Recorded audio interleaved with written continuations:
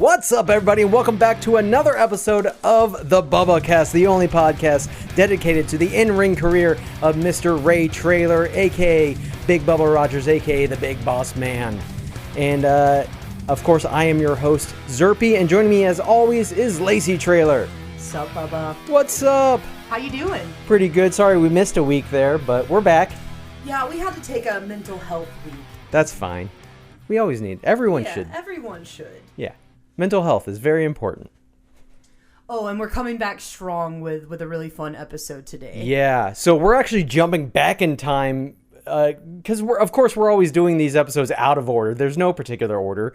But just a couple episodes ago, we covered Big Boss Man versus Hulk Hogan in a steel cage match. This happened before that. We were talking about in the episode, like, what caused Macho Man to turn on both Hulk Hogan and Miss Elizabeth. Tonight we find out. And my God, was it a show? Yes, Lord quite indeed. have mercy. So for this episode, we are covering WWF The Main Event 2, which of course was Saturday night's main event, but whenever they'd show it on a Friday. So this aired on Friday, February 3rd, 1989, and it took place at the Bradley Center in Milwaukee, Wisconsin. Brand new Bradley Center. Oh, brand new. Yeah, fancy. So Vince McMahon over voiceover introduces us to the show and takes us through the build-up to the tag team match that will take place tonight between the Twin Towers and the Mega Powers. So to take you through the history, back on WWF Superstars from October 22nd, 1988, during the Brother Love show, Brother Love, played by Bruce Pritchard, was in full smarmy televangelist mode preaching the word of love while clearly siding with the villains. Hulk Hogan was the guest, and things quickly escalated when Slick, the manager of the Twin Towers, interrupted the interview. He brought out Big Boss Man, who was in full enforcer mode, wielding his nightstick and handcuffs. Boss Man and Slick verbally attacked Hogan, accusing him of being a false hero and threatening to bring law and order to the WWF, with Hogan as their first target. So Boss Man then assaults Hogan, striking him with the nightstick and attempting to cuff him. Hogan fought back, but the ambush was brutal and set the stage for a heated feud. This segment marked the beginning of Boss Man's vendetta against Hogan and helped solidify the Twin Towers as top-tier heels. He got what he deserved. Oh, yeah. And man, what an awesome feud. This feud lasted several months, too. It did. Very cool. And we're not done yet. So next, it was Hogan versus Akeem with Big Boss Man in his corner from WWF Saturday Night's Main Event 19 from January 7th, 1989. Big Boss Man interfered in the match. Akeem and Boss Man double-teamed Hogan. Miss Elizabeth ran out to ringside and begged them to stop the beatdown, but Boss Man handcuffed Miss Elizabeth to the ropes instead, which enraged Macho Man Randy Savage, finally who ran out to the ring with a chair to chase the Twin Towers away. So, he didn't want to come out there until Miss Elizabeth went out there. Right. So we see that Macho Man thinks Hogan's he's fine. He can deal with it on his own. He's not really going to help Hogan out. So next on the January 21st, 1989 episode of WWF Superstars, Randy Savage faced Akeem, but Big Boss Man interfered, attacking Savage with his nightstick just as Savage was about to get the pin, causing an immediate DQ. Hulk Hogan rushed down to the ring to fend off the Twin Towers, reinforcing the unity of the Mega Powers, but also planted the seeds of tension. Savage, already feeling overshadowed by Hogan's presence and popularity, began to show signs of mistrust. That damn ego. That ego. It's always going to get in the way of every team. It's always the ego. So forgive me if any of these dates are not correct. I tried to use Microsoft Copilot AI to help summarize this and double check the dates, and the dates were completely wrong. And it's so hard to find dates for these shows because they were taped out of order sometimes, or there were multiple shows taped on one night. And so if you're going down cagematch.net, it's very confusing. So I think I got these dates right, but you never know. Now it's time to start the show. So these two teams will clash in the main event. And so on commentary tonight for the show, we have Vince McMahon and Jesse the Body Ventura. Jesse Ventura tells McMahon that this matchup will be simple, arithmetic. This Super Clash will add up to victory for the Twin Towers. McMahon says, I don't follow. Ventura says, McMahon, even a wimp like you who went to Harvard must have played poker sometime in your life. 3 of a kind always beats a pair every time. The 3 towers will beat the 2 mega powers every time. It's just real quick. It is so crazy to me watching the Saturday Night Main Event episodes, especially like the 88 and 89. Because every time it pans to Vince McMahon, I get a jump scare. I'm like, oh, it's Vince there. Because I'm like, I forgot. He was a commentator. And how many, what episode are we on now? 11, 12? 12. It needs to stop. I need to stop being surprised. Yeah. At this point. That's like, ridiculous. It's Vince McMahon. He's even scarier now. Have you seen like recent photos of him? He looks like the Joker. God. Yes, he looked like Jack Nicholson's Joker from Batman baby. 89. Gender affirming Yeah, surgery. yeah, exactly. It's fine for straight white cis dudes. Yeah, or if you want some fake titties. Yeah. Anyway. But Vince says to Jesse, oh, but Jesse, I think you're forgetting the ace in the hole. What about the presence of Miss Elizabeth? Ventura says, she'll get lost in the shuffle, McMahon. A lot of card puns here. Well, you've been accused of, from time to time, Jesse, of not playing with a full deck in your own right. Jesse looks like he's going to murder McMahon for that one. Is that foreshadowing? and then Vince throws to commercial break. We come back from break, and of course, Mean Gene, as always, it doesn't matter if we're covering WWF or WCW, Mean Gene is there on every goddamn episode. Mean Gene is the MacGuffin of wrestling from 80s and 90s. He's always there. He holds the entire story together. He is the R2-D2 of this universe. We got Mean Gene backstage with the Twin Towers and Slick. And Slick breaks it down for Mean Gene pretty much the same way that Jesse Ventura did. He says that this is the Slickster's third law of wrestling dynamics. He says 3 men will always beat 2 men. Gene asks him, if that's the third law of wrestling dynamics, what are 1 and 2? Slick says, elementary, my dear idiot. You see, first is the law of the jungle, and turns to Akeem. Akeem says, yo, brother, kill or be killed, eat or be eaten, and I'm hungry. I had to pause it to throw my head back. Just watching One Man Gang play this character of Akeem. Him. Oh, man. So, something that they could not do today, and they probably shouldn't have done it then, but still funny. We love One Man Gang. We love Akeem. They're the only 2 still kicking it with I saw, us. yeah, you got to. Like, oh, we talked about it in the last episode, but you got to hang out with Akeem and Slick, so that was very cool. Good to see them. Always. And then Slick says, and the second law is the law of the land. Boss man, read them their rights. You have the right to suffer. You have the right to feel pain. And if you wish to have an attorney present, I'll hurt him too. What a great line. I'll hurt him too. Good. And the laugh right before it too. Gene is shocked. He says, you've got to be kidding me. Slick says, hey, school is out, Holmes, you dunce cap. Hey now, it's time for us 3 men's to go out and beat those 2 men's, 'cause it's the law. Gene says, I can't believe it. Managers to be a factor to what degree, I don't know. And he throws it back to Vince McMahon at ringside. And the Twin Towers make their entrance for the first of 2 matches this evening. That's the thing with this episode. Lacey said, let's pick maybe a shorter episode this week. We'll do kind of a quick one. And and I was like, I got just the episode for you. This episode of Saturday Night, just the main event, is 2 matches. It was so... Well, we got about 40 minutes in, and I paused it, and I was like, is this the longest wrestling match of Dad's career? It's a long match, because it's a whole story is really unfolding with this match, which we will get to. But I was sat. Very interesting. Slick and Akeem get in the ring, and they start to dance to Slick's music, but sadly, Boss Man does not join in. I was like, come on, I want to see his moves. I don't think he ever did. Oh, man. It didn't fit his character either. Yeah. If he did dance, we'd all be like, don't do that. It doesn't work with the character. Yeah. But, it would have been so fun. So Vince throws to a video package that they've put together highlighting the Mega Powers. And it's just clips of the Mega Powers in matches and promos set to cheesy, upbeat 80s synth sax music. The clips also include footage of the Twin Towers beating the shit out of them, which made me laugh. I was like, oh, awesome. Vince asks Jesse what he thinks of the video package. Ventura says, McMahon, I'm disgusted. Once again, you've edited tapes to prove your point.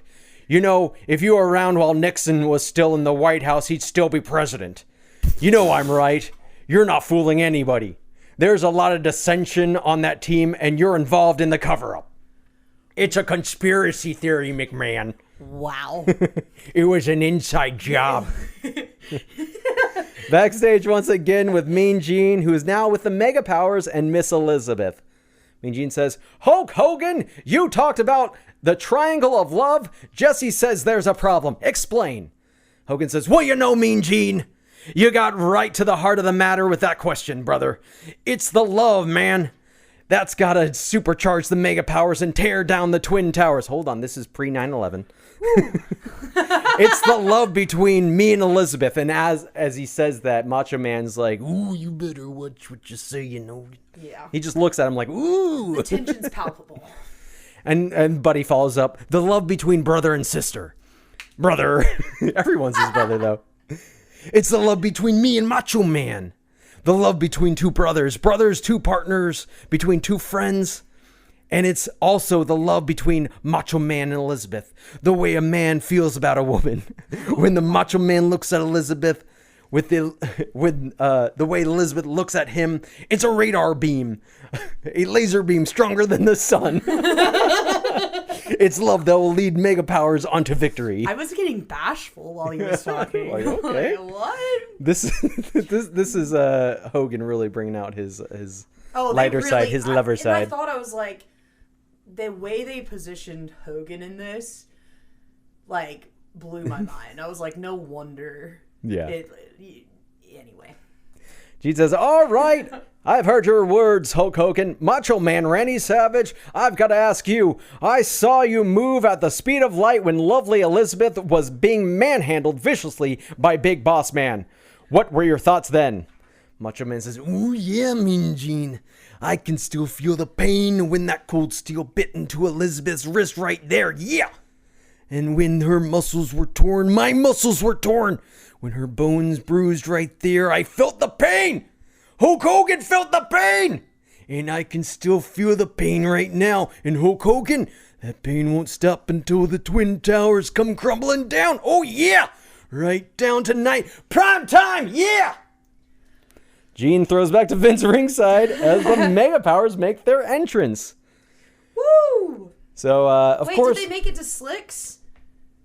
Slick's what? Music? They already did that. I said that's when they were dancing. Okay, you're right. Because remember, Hard Times, I need to look up when that had come exactly, out yeah. yet, because last time we had a similar conversation about that. Yeah, So during I the was cage like, match, he came out to Slick's music as Yeah. well. And yeah, this time they came out to Slick's music. So I don't think the Twin Towers had their own music. It was just And maybe Slick, it came and then out when he lost all that, when he trimmed down and lost a bunch of weight. yeah, because I know in he his does. butt. He turns babyface not too long after, and then he's like friends with Hogan. Yeah. So When we he will got get to skinnier. that eventually. Yeah, he slimmed down a bit. Like, yeah, I think like at this like 89, 90, you see those pictures of him, and you're just like, ooh, he was a big boy for a Yeah. while there. But then he trimmed down, especially in like 99 when he comes back, or was it 98 or 99 when he comes back, and he's like super like fit. I'm like, hell yeah. Good on you, brother. So, yeah, it's time to start match number 1, the Twin Towers versus the Mega Powers. Woo! Savage insists on starting the match, but Boss Man says he wants a piece of Hogan. He's pointing at him like, I want a piece of the big guy. So he gets tagged in, and Hogan explodes out the gate, landing punches on Boss Man, as well as Slick and Akeem, who were both up on the apron. Hogan hits an atomic drop on Boss Man, which Boss Man sells by like leaping over the top rope to the outside Yeah. after Ouch. it. Ouch, I thought. Yeah. That probably did really hurt. I'm sure. It's basically, I'm trying to figure out, because every time I see an atomic drop or a Manhattan drop, it's just the same move, just reversed different ways. But it's like, what are they doing? Is it a knee to like your butt or like your tailbone or whatever? Or is it a knee to like is it like a low blow? Sometimes some guys sell that as a low blow, but it can't be a low blow. Low blows are illegal.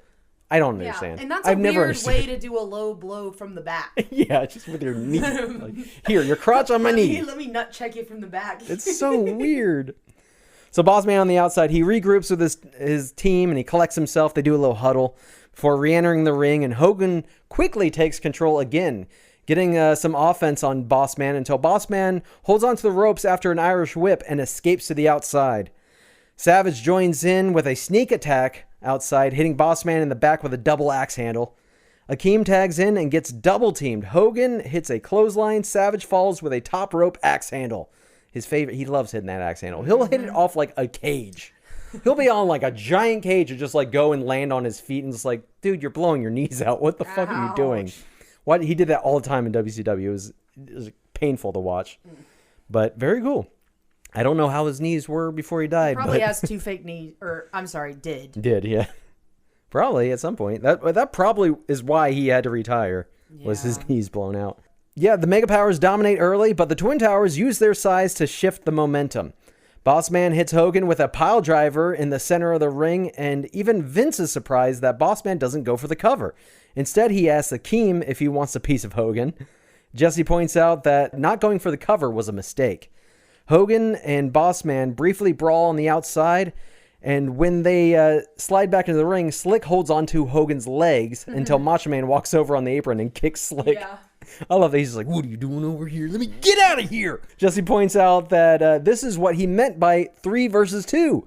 The Mega Powers also have to contend with Slick, while Elizabeth means nothing in this matchup. Boss Man hits a spine buster on Hogan and goes for the cover, but only gets a 2. Yeah, Jesse's real on about Elizabeth being a distraction. What the hell is she doing out here? What? You get her out of here, McMahon. Get her out of here.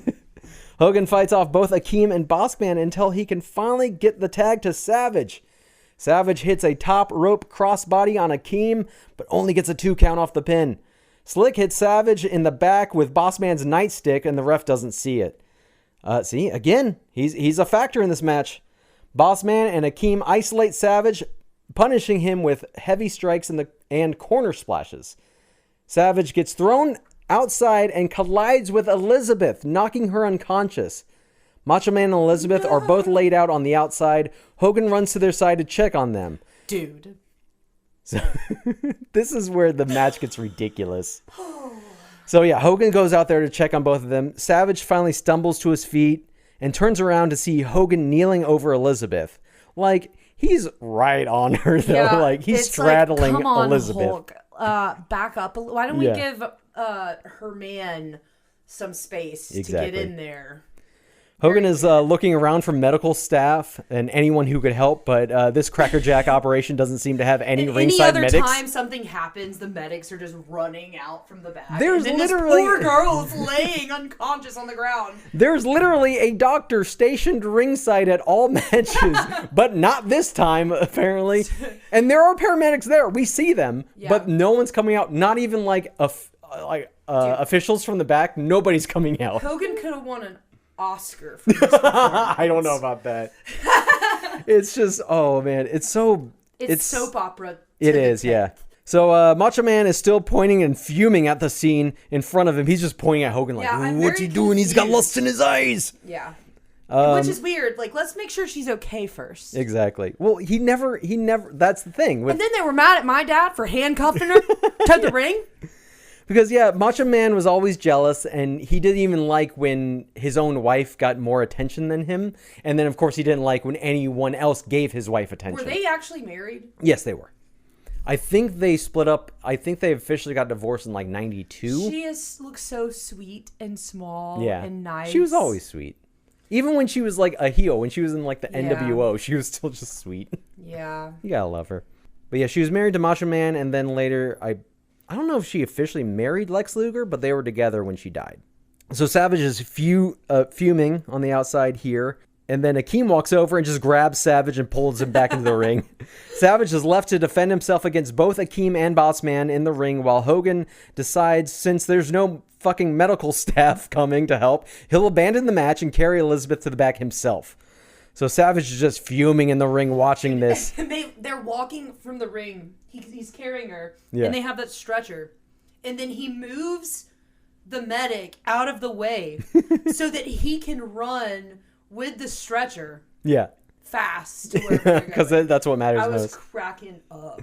So yeah, Hogan meets the paramedics at the entryway since they took their sweet ass time doing anything and lays her down the stretcher. Hogan walks with them to the back hallways of the arena, and I would have loved to see them continuously get lost in the hallways like it's from this is Spinal Tap.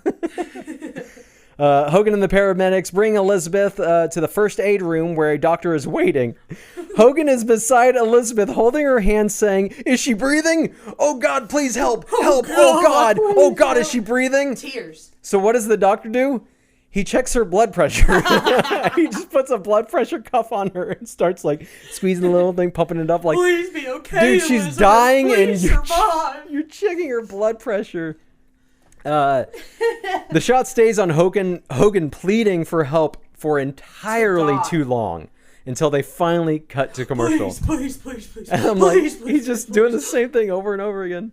Yeah. Back from break, and we join the action in the ring once again, where Akeem and Boss Man are still beating up Macho Man. Savage crawls to his corner to make a tag, but there's nobody there. They cut back to the first aid room, and Elizabeth is conscious again. Hogan is telling her that Randy didn't mean it.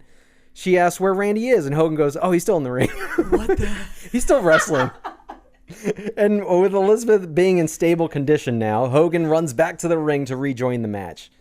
Hogan gets up on the apron, and he's fired and ready to be tagged in to the match. The entire time, Jesse's on commentary blaming Elizabeth for the situation. It's like, wait a second. Didn't he fall on her? Yeah, like she should have never been there in the first place. She was just there, yeah. And yeah, I guess she shouldn't have been there. They're gonna take wrestling advice from Elizabeth? He says stupid as hell. He says if Hogan can't get back into this match, the Mega Powers are going to lose, and it will all be Miss Elizabeth's fault. Oh. The Twin Towers are making quick tags and keeping Savage away from his corner so he can't tag Hogan. They double team Macho Man and go to bounce off the ropes at the same time and hit Macho Man with something. But when they go to bounce off the ropes, Akeem just goes tumbling through the ropes. And I don't know why. There didn't seem to be any. I was like, did he mean to do that? Was that an accident? Might have been. Because that happens. That they teach you that in wrestling school. When you go off the ropes, you turn and you grab the top rope with one arm and you go into it. Because if you don't, you can fall through. Or if you're not where the ropes are, it helps you kind of find the rope and then stop yourself. So it looks like maybe just the two big boys hitting the ropes together. One of them just falls through. Yeah, I think you're right. It was never explained. The camera didn't really like move in on it. They kind of breezed past that real quick. So somehow Akeem falling through the ring, through the ropes, is an opportunity for Macho Man, and he turns the tides. He starts beating up Boss Man. Hogan is on the apron reaching for a tag, but Savage is taking care of business on his own finally. So Savage then finally walks over to Hogan. Instead of tagging him, he slaps Hogan in the face and walks out of the match, leaving Hogan to fend for himself. But hey, that counts as a tag. Yeah. Slapping him in the face. Slapping. "Oh yeah, you got lust in your eyes, Hogan. You take care of it on your own." Slap. "Hey, Hogan, with the 5-finger say to the face." Slap. Hogan does his Hulk up spot on Akeem and hits him with a signature big boot, followed by the atomic drop, and pins him. 1, 2, 3. Your winners, the Mega Powers. Ew. Big Boss Man is there to attack Hogan as soon as the ref counts the pin. Just a little too late to break up the pin, though. Damn. Boss Man takes out the handcuffs and he puts one side on his own wrist. Slick then gets up on the apron with a nightstick. Boss Man brings Hogan over to the ropes where Slick is to try and hold Hogan in place while they handcuff him. While he handcuffs Hogan to Boss Man. But Hogan breaks free after slamming Slick and Boss Man's heads together and revealing that Hogan managed to cuff Boss Man to Slick instead. It's like a little magic trick. It's like a cartoon. So Hogan doesn't stick around for his usual post-match celebration in the ring. He heads to the back looking for Macho Man. Oh, Lord. And Hogan finds Macho Man in the first aid room with Elizabeth. An argument breaks out between Savage and Hogan. Savage accuses Hogan of having jealous eyes and trying to overshadow Macho Man, who is the current world champ. Hogan tells Elizabeth to please try and talk some sense into him, but Macho has had enough and attacks Hogan, hitting him with the world title belt. Elizabeth rushes to Hogan's side, but Macho Man grabs her and tosses her to the ground off camera. He he just like popped the mic with that one. I'm so sorry. You're good. So yeah, Macho Man just throws her off to the side, which I have to imagine there was a crash pad off camera. The way he threw her hard, I was like, hopefully there must have been a crash pad. Or it was kind of padded, wasn't it? I can't remember, but yeah, he threw her off. Yeah. Far. So, and then Savage goes back to hit Hogan with the belt again, but this time he's stopped by Brutus Beefcake. Is that who that was? Yeah. I knew it. The Booty Man. Oh, what was he? What does Hogan always call him? Brother Brudeye. Brother Brudeye? Brother Brudeye. And he also gets taken down by Savage, though. Finally, some WWF officials step in to get Macho Man out of there and help Hogan. And then we go to commercial break. And when we come back, it's time for match number 2 of this 2-match show. That's so wonderful. Match number 2 is going to be Hercules versus the $1 Million Man, Ted DiBiase. Hercules comes out with a chain and starts swinging it around over his head in the ring while the ref and announcer, Howard Finkel, cower in the corner trying not to get hit. They're like, ooh, got the fuck. That was hilarious. I was laughing so hard at that. Like, Adam was like, does he do that every time, or did he just decide to come out and swing it around this one time? Because it looked like he hit himself in the nuts, too. Yeah, it looks scary. DiBiase comes out with Virgil to no music, interestingly enough. DiBiase is wearing the green shiny tux tonight. I was excited about it. I like the green one. He has the black and gold one, and then he's got like the white with like pink or red. Surely they have a figure of that one, right? Yes, they do. I do not have it though. Because I think they released like all 3 different colored suits eventually, like through the Legends line, and I was like, I just want the classic one, because I'm like, I'm not gonna get all of them. I'm not a big like DiBiase mark, and I don't even have the Virgil. Fill it. Hercules can't wait for the bell, and he attacks DiBiase and Virgil on the apron to hot start the match. It was a hot start. Yeah. DiBiase didn't even get a chance to like tear off his tearaway tuxedo, so it's just coming apart while Hercules is beating the shit out of him. Virgil climbs to the top rope, but Hercules grabs him and slams him onto the mat. Vince on commentary explains to us that Ted DiBiase purchased the contract of Hercules from Bobby Heenan and wanted to transform him into his own personal whatever. Whatever. He just says whatever. I don't know what his own personal whatever was supposed to be, but let's assume sex slave. What? Which would make sense is why Herc is reacting this way. Oh. He's like, I'm not going to be your sex slave. Fuck you. What? Hercules hits DiBiase with an atomic drop and sells it by leaping over the top rope. Hey, Boss Man and Hogan already did that spot. That was like we went to Classic City Wrestling a few weeks ago, and I was making fun of it because like in 3 of the first 4 matches, 3 of the matches had a spot where they slowed everything down, got down in a cobra clutch, or a camel clutch. And I'm like, what? We just did that. and then they did it again. I was like, that was in the first match. And then they did it again. I was like, they already did that twice. What are you doing? There was one match that the band was playing while the rain was pouring a little bit. That was one of the coolest matches I've seen. It was crazy. Yeah, they had a live band, and for one guy's entrance, they played his entrance music and then just continued to play throughout the entire match as if he was New Jack from ECW, and it was awesome. And it was timed up with the music and everything. Yeah. It was crazy. It was badass. And then Alan Angels was there. Oh, yeah. From Dark Order. I saw a picture they posted of him pointing at Erica in the first row. Oh, my God. My friends got really rowdy. Yeah, they did. They were having a good time, though. That was fun. If anyone has a chance to ever check out Classic City Wrestling, please do. What an awesome show that was. You won't regret it. So much fun. So back to the match here. DiBiase finally takes control by snap-marrying Hercules over the ropes and to the outside. Back in the ring, and DiBiase hits a double axe handle from the middle rope. He goes for the cover, but Herc kicks out at 2, launching DiBiase into the air. While the ref is distracted, Virgil grabs Hercules' chain and wraps it around the top turnbuckle in the corner.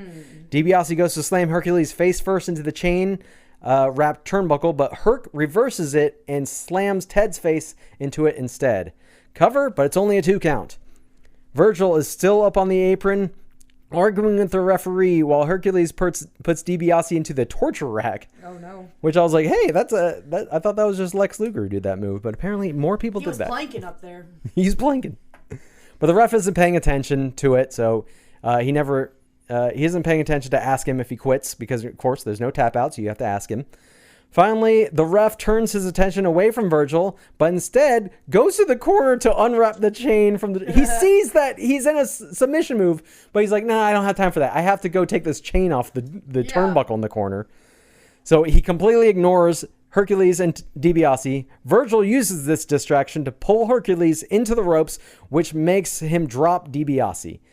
While Hercules has his attention on Virgil, Ted DiBiase rolls Herc up into a small package pin. 1, 2, 3. The $1 Million Man, Ted DiBiase, is your winner. Boo! Hercules is pissed. And he hits DiBiase with a scoop slam. Hercules goes goes outside to grab the chain, but Virgil collects DiBiase and they escape while they can. Herc had that strong man build. Oh, yeah. I was like, oh, man, that guy's a little bit scary. You know, like when their abs go like, yeah. You know what I'm talking about? They kind of got a beer gut. Yeah, it's like the opposite. Rick Rude was very, like, I feel like lead to the V, and I was like, that guy, it scares me. That guy could pick up a really big rock. Hercules, yeah, he did look kind of like, well, I mean, that's the idea. He looks like Hercules. Yeah, Hercules. Mean Gene is backstage in the first aid room while the Doctor and Brutus Beefcake are taking care of Hogan. Gene tries to get a word with Hogan, but Hogan is writhing in pain and mouthing things like, "What does he mean, jealous?" and making weird grunting noises. He hurt my feelings really bad. He's going, like, what are you doing, dude? That's so weird. He hurt my feelings. He hurt me. Yeah, because I think it hurt his feelings more than it hurt his head. He's like, he was my friend. They broke up. Finally, Hogan gets up and he walks out of the room yelling, "Randy! Randy! Randy!" over and over again. And we go to commercial break. Randy! We come back to Jesse Ventura and Vince McMahon talking about what has gone down tonight between Hulk Hogan and Randy Savage. Of course, Jesse is siding with Macho Man. Jesse says, "Macho Man is the World Wrestling Federation champion. He doesn't have to take a backseat to anybody. And what Hogan tried to pull on Macho Man with Elizabeth was disgraceful. And I think Hogan got everything he asked for, finally." I would have been mad, too, if I was Macho Man. Really? Yeah, I would have been like, what do you mean? He should have stayed back in the ring while Macho Man went with his woman. Really? Who is to blame here is the WWF and their medical staff. Yeah. There was nobody there. If the medical staff had been there ringside to take care of her, they could just continue the match. She's getting the help she needs. You can't help her right now. You guys are wrestlers. You're not medics. So let them take care of it and then check on her after the match. But Macho Man didn't even want to check on her at all. He's like, "Hey, she can handle herself." She ruined it. She's taking all the attention away from me. So, they cut back to the dressing room area, and Hogan is going down the hallway, throwing things and opening and slamming doors, looking for Macho Man. He opens a door and finds Jim Neidhart and grabs him, asking where Randy is. Neidhart's like, "What the fuck, man? I don't know." Then he runs into Shawn Michaels, and he grabs him. "Where's he at?" And then throws Michaels to the side. Then Hogan runs into Bret Hart and does the same. Next, Hogan sees Marty Jannetty and just moves on because Jannetty isn't worth tossing around. He's like, "Oh, you're the Jannetty of the team." He's like, "Wait, what the? I am Jannetty." Hogan continues walking the halls searching for Macho Man as the show ends. That's the end of the Mega Powers. That's the end of the Mega Powers, indeed. They didn't last very long because, if you team up with Hogan... Randy! And then these guys continued to have an entire career where they would team up and then immediately turn on each other over and over and over again. We saw that the episode of Nitro from Club La Vila where Macho Man's like, "I don't want to mess with you." And then when Sting was like, "Cool, be my friend, I'll help you out," he's like, "Fuck you, Sting." I choose the NWO. Itself. Exactly. History repeats itself. It's like, when are you going to learn, Macho Man? Don't trust Hogan. And again, I think by the end he did. Well, no, because they did bury the hatchet by the end. Well, that's because they didn't have enough time to fight again. Well, they claim that Lanny Poffo, Macho Man's brother, Leaping Lanny, did say before the Hall of Fame induction that Hogan and Macho Man did bury the hatchet, and that's why they asked Hogan to induct Macho Man into the Hall of Fame. That's awesome. So yeah, that was nice. It's good to forgive people. And of course, as I always have to mention, we have a rap album to enjoy from that feud. Shoot. I need to listen to that. And if I think it was Record Store Day last year, that was the album that you could get, the limited edition album. That's crazy. They released it on vinyl, the Macho Man. Because one of my special interests is diss tracks. Oh, that's awesome. So I need to get this. Special interest. Hell yeah. The entire album, I think, is it. But yeah, a short one for this week because there's a lot of stuff going on. It's also a holiday weekend right now, so we want to enjoy some time doing anything else. And we appreciate y'all so much. Thanks to everybody for listening. And you can find us on Instagram at the BubbaCast, at Zerpy_MD. And I'm sure you can find my personal Instagram if you try hard enough. Yeah. And real quick though, I'm going through and trying to find more matches for us to cover, more shows for us to cover. And I think at some point we are going to have to start venturing into pay-per-view areas, which means longer shows, at least 3-hour shows. Which means I don't think I'm going to be covering these matches as extensively as I have been in my notes, where I'm like move for move, beat for beat, what's happening in the ring. It's going to be more of a overall, how was the show? How was this match? This happened in the match, blah, blah, blah. And we'll just move on from there because I ain't got time to be pausing the show and writing down everything that happens and everything everyone says. Yeah, Zerpy does a lot of work to make this podcast happen, guys. And I have ADHD, and it's very hard to sit multiple hours watching this, covering this, and writing it down. And so I can get through a little bit of a show, and then I'm like, I have to do something else because I can't just keep doing this. Or we'll have to do part 1, part 2. Yeah, we might have to break them up. I don't know. But yeah, but there's a lot of great pay-per-view matches in your dad's history that we need to watch. There's that great one. I know you posted about it, I think yesterday on Instagram, Vader versus the Guardian Angel. I think it was like Bash of the Beach or something. That was a good one. There's also, we got to cover, I think it was from one of the SummerSlams. It was Big Boss Man versus the Mountie. Yes, we haven't covered that one yet. Yeah, we're also going to have to cover Big Boss Man versus Nails. Oh, yes. That was another one, like just a historical feud for Big Boss Man. I'll have to bring some of the letters they sent out in the hospital. Like a bunch of fans sent fan mail to the hospital after he got beat up by Nails. The medical facility. That's what I think eventually they'd start saying that you can't call it a hospital. It's the local medical facility. Yeah. And maybe they did that because people would try and send letters and stuff or try and go there. And they're like, look, we're not telling you where we're at. We're just at some medical facility. Yeah. It doesn't mean it's a hospital. But that's it for this week. Thank you for listening, and please let us know. Comment on the YouTube channel. That's where I always check the comments on the YouTube videos. Comment and let us know what matches you want to see or what shows you want to see, and we will cover them in future episodes. And guys, if you are out in Canton on the 12th, Southern Honor Wrestling's having their last show at the Action Building. So get out and check that out. Hopefully we'll see y'all out there on the 12th. I know we got several Bubbas that hit up the Southern Honor event. I just wanted to throw that out there real quick, but thanks for listening, everybody. We'll see you next time. Goodbye.